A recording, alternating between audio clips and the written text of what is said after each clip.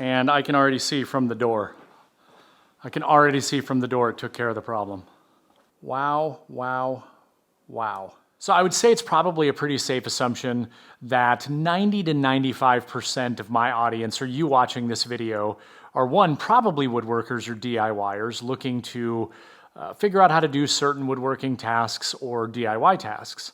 The other assumption is that the majority of you are all working out of a garage, right? We don't all have the luxury of building these massive shops or even the property or the space, and we just have to work where we can. And most times, 9 times out of 10, that would be in a garage. And I know some people think garages are for parking cars, and I always say that those people are crazy. But for us woodworkers, it is a place where we build things. Now, for those of you that have been following me for years, you know that in my previous shop and in this shop, I have gone to great lengths to make sure that I can have a comfortable space. And some of those things include ensuring that I have insulation in all of my exterior walls before I put drywall up, ensuring that I have insulated garage doors, as you can see behind me, which I did myself. I did not get insulated doors. I insulated them myself. And then finally, in each one of the shops, I have installed a mini split. Now, in this shop, there is one area that I still have not addressed, and it's on the door that you see behind me. And I'm going to show you this in just a moment because I want you to know that this is a legitimate problem that I have. And the product that I'm going to be showing today is a product called Green Hinge. Now, before I talk about what these are, I want to talk about why I did not install these in my previous shop. In my previous shop, I walled off my single car garage door, and I had my double garage door, which would still open normally. Now, I didn't have any visible signs of a gap or an air leak that was causing air to either get in or get out. So because of that, I decided I don't really need to install those. Even though when I did those videos, I had a lot of people write me and tell me you may also want to think about these Green Hinges. So I've been familiar with the company for a very long time. This shop, however, I do have a significant air leak for my garage door. And anytime I come over here in this area, when it is really cold outside, I can feel it. My mini split's on the other side of the shop. And the reason for that is because that air is getting in around the sides. So in this video, I'm going to be addressing that problem and see how these Green Hinges, and I'll talk about how they operate here in just a moment, but I'm going to see if these Green Hinges are going to solve the problem that I have. Essentially, what these do is these replace the hinges that are on your garage door currently. And if you see here, as I push this down, it is spring-loaded. And what that allows is you'll put your roller guide that's already in your garage door. The only thing you get are the hinges. But the idea behind this is that you put in your new roller and you put these hinges on, and it will adjust to close the gap that you have up to 1/4 inch. And luckily for me, that's about all I need to get the seal that I want. Now, it may not be a perfect seal, but the areas that I have, I do think this is going to be the solution to the problem. So we're going to install them, and we're going to see if it has solved the problem. Now, the area that I'm showing you right now with my camera is the main culprit for the problem, and that is over here. And I just want to show you the gap that I actually have between the door and the seal on the exterior and the wall. And you won't be able to necessarily see the light with my lights on, so let me turn my lights off really quick, just so you can see exactly what I'm talking about.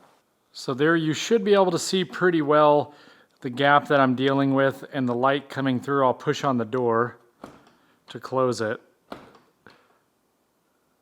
So it's pretty much the entire bottom half of the right side.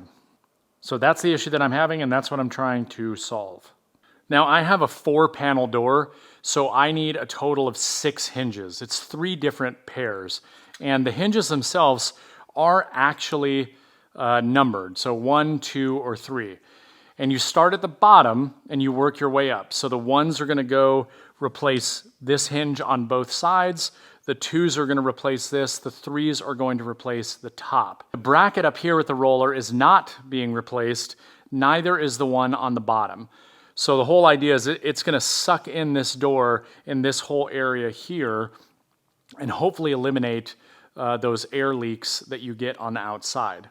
One thing I want to point out is if you look online, there's actually 2 different options. You have a silver spring and a gold spring. And basically, I'm going to be installing silver spring because my door is under 12 feet. If your door was over 12 feet, then you would be using a gold spring. So a double, garage door over 12 feet wide, then you would opt for the gold springs, larger door, more weight, and for a single car under 12 feet using the silver. So it can be confusing, if you go there and you don't really know which one. Just remember, under 12 feet, silver, over 12 feet, gold. So one other thing that I will mention, when I was trying to diagnose what the problem was or how I was going to fix it, I thought that I was going to fix the seal on the outside. And I was looking at see what kind of seal that I had. There's 2 that are sitting here, right? And they look very similar if you flip them over. But the big difference is actually the rubber that comes off. You can see this one is very, very flimsy, while this one is a lot thicker and more stout. And this one also has this little gap right here. And what that allows is, so this is on the exterior portion of your garage door, and it would sit like this. Imagine this being my garage door. When the garage door is closed, it sits like this. You can see that this makes a nice seal. If you take this one, it doesn't have that gap. The rubber just basically comes right off this trim. And if I try to make a 90, you'll see that this just flips up. And so this is going to provide you a much better seal. Luckily, this is what I have on the exterior. So I'm not going to be replacing my seal on the exterior portion because I already have the one that performs better. So I just need to close that gap. But I thought that this was at least worth sharing because this is something that I did learn when I was trying to diagnose the problem. Now the first step is I do want to make sure that everything is disconnected because I would hate for this door to go up for some reason while I don't have hinges on it. So for me, I'm going to unlock my lock and I'm going to disengage the garage door lift. And the reason I'm doing that is because that gives me the ability to do it manual, and I want to make sure that this goes up and down without any binding before putting it under any kind of power. So it's disengaged. I'm going to go ahead and start installing these hinges, and we'll see what happens. I want to reiterate the importance of making sure that you're using the right one here. So this is a number 1, this is a number 2. And while they may look the same from this angle, if you turn them over to the side, they are not. See how this one is quite a bit thicker? So when you want to start from the bottom, working with one, working your way up, just make sure you read the instructions and understand that there is in fact a difference between the hinges.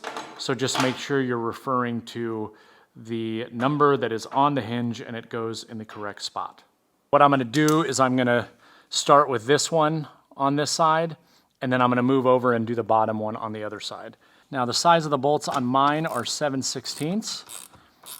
I'm just going to take these out real quick.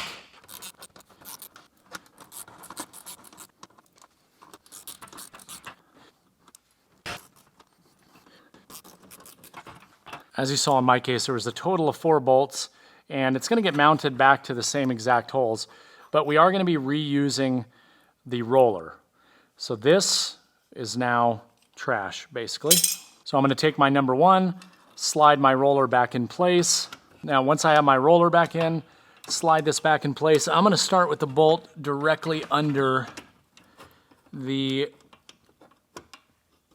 housing for the pin, because that one's going to be the most challenging to get to. And right now I can actually move this up and start tightening that way. And I'm not going to tighten this all the way down. So as you can see, I'm still able to move this up and down. And the reason for that is because now I can just locate it with the bolt down in the bottom, make sure that that lines up, and then everything from there should line up just fine.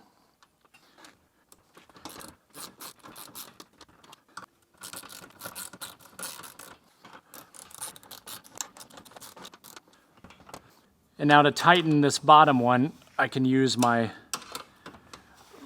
wrench here and just tighten that one down, because that allows me to get in there with something low profile. So I've got one installed. Now it's time to move to the remaining 5.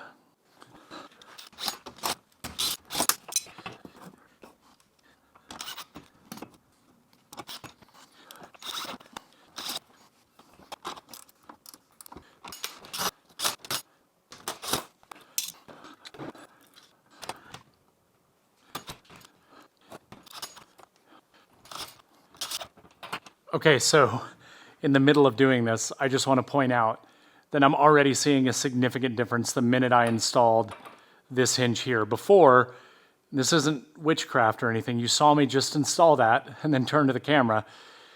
My door, I could push it a good 1/4 of an inch, no problem. There's no pushing it towards the wall now. Let me finish installing the rest of these hinges, and then I'm going to shut the lights off and we'll see what it looks like. The biggest area that I had was right here. So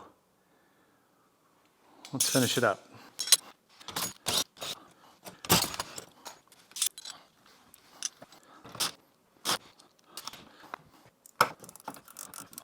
Okay, I've got all of the hinges installed, and I can already tell. I can already tell it's taking care of the problem that I have. I believe. I don't have any movement anymore in the door. So before I hook this thing back up to power and raise it up and down, I'm gonna do this manually real quick, just to make sure.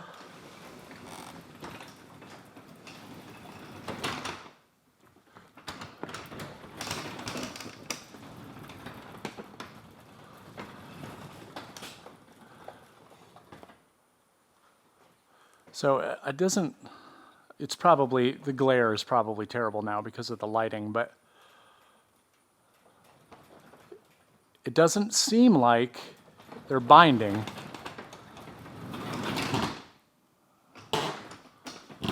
Maybe right there it is.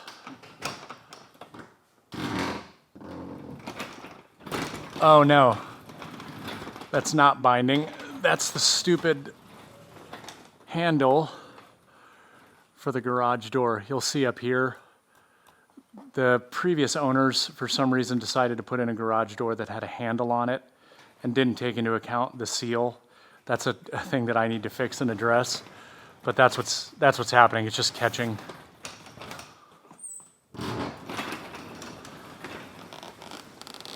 Which I might need to remove that handle now that the door is actually pushed in. The rattle is gone. So that was another problem that I had. If it would get really windy outside and I was in here trying to film or something and the wind is really bad or the door opens and closes, you'd get this rattling because the door would move back and forth, and that's now gone. It's nice and sturdy up against there.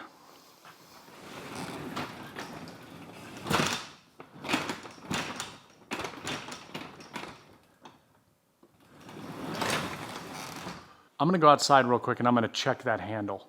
These are the handles I was talking about, these ugly handles. I think they are. So I just took them off because the problem that I was always having is as you would raise the garage door, the handle protruded out far enough to where it would clip the top, and that's what was happening there. It isn't actually the hinges. So now let's try it. Yeah, totally smooth. Not a single issue.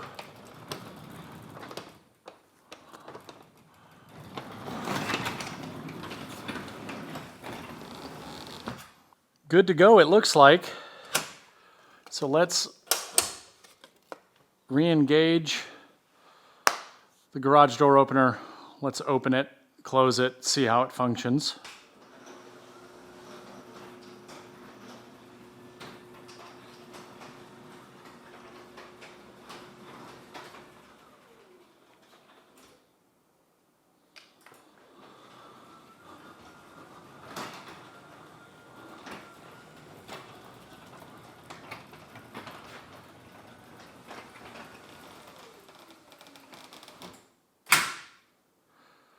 So honestly, one thing that I noticed right off the bat is I don't hear the rattling as much when the garage door is going up and down. Before, it would constantly kind of sound like a chatter the entire time. So, I mean, that's an added benefit, I suppose. But now I'm going to put the camera back over here on the side with the camera going, because I don't want you to think that I'm doing anything dishonest. I'm going to put it over here in the same location that it was at, and I'm going to shut the lights off, and I'm really curious to see what we find. Because I can already tell you, I can feel a significant difference just by, hold on, let's turn this here. I can feel a significant difference just by how it's reacting and tied up against the wall. So that was the worst spot right there, right behind where the lift master is. Let me go turn off the lights real quick. I might have my flashlight on just to find my way back over, but I'll turn it off once I get over there.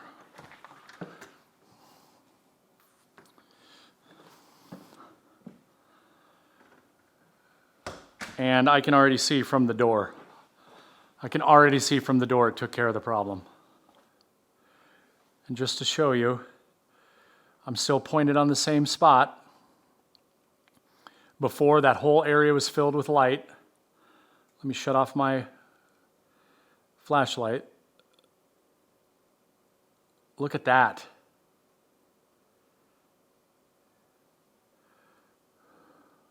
Wow. Wow, wow, wow. Okay, so you just saw the before and the after. No magic, no tricks. It did exactly what I was hoping it would do, and it closed that gap. And quite honestly, for a small investment, I've got it pulled up right here, that set of hinges that I just showed you, a total of 6 hinges, for a single stall, 4-panel, residential. This is right off their website. I'm looking at it right now on my phone. $83.94.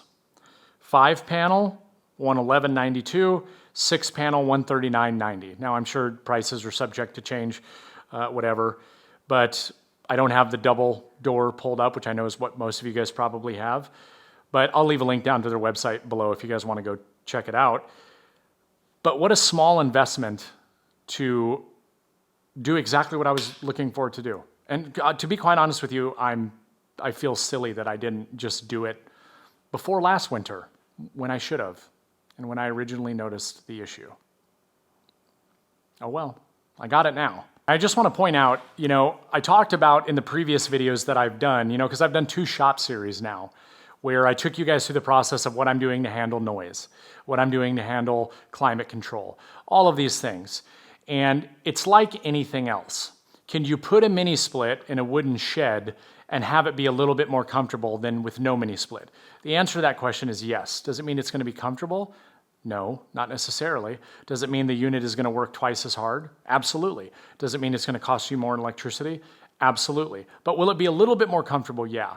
You can make the same argument in woodworking when it comes to dust collection. Perfect example. I go invest $5,000 in this amazing dust collector, and then I'm going to skimp on the ductwork, and I'm going to do it very inefficiently and throw it all together. Are you going to get the maximum capacity out of that $5,000 dust collector? The answer is no. Will it do the job? Sure. But would it do a much better job if you paired that with good quality ductwork? The answer is yes. You would get significantly more performance out of that dust collector. A lot of the things that all of these brands advertise, like it's capable of this, it's capable of that at perfect scenarios, right? And so you have to make that perfect scenario. This is no different, right? If I want a climate-controlled, cool, or warm shop, I need to make sure that I'm doing everything I can to stop cool or warm air leaving or stop cool or warm air from coming in. Now again, the whole reason for this video, it is starting to get cold.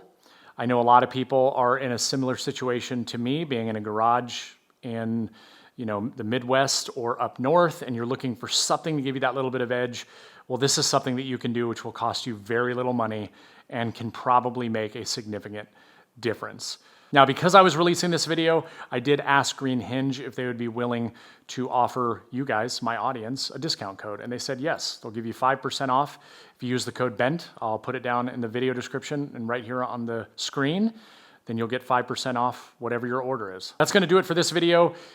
Put them on, install them, come back, comment on this video, shoot me a DM, let me know what you think. Let me know if it solved the problems that you had. But as with most of the stuff, guys, I'm not going to put a video on my channel that is something that I think is crap. And that's not the case. So get some, put them on your door, see if it makes a difference.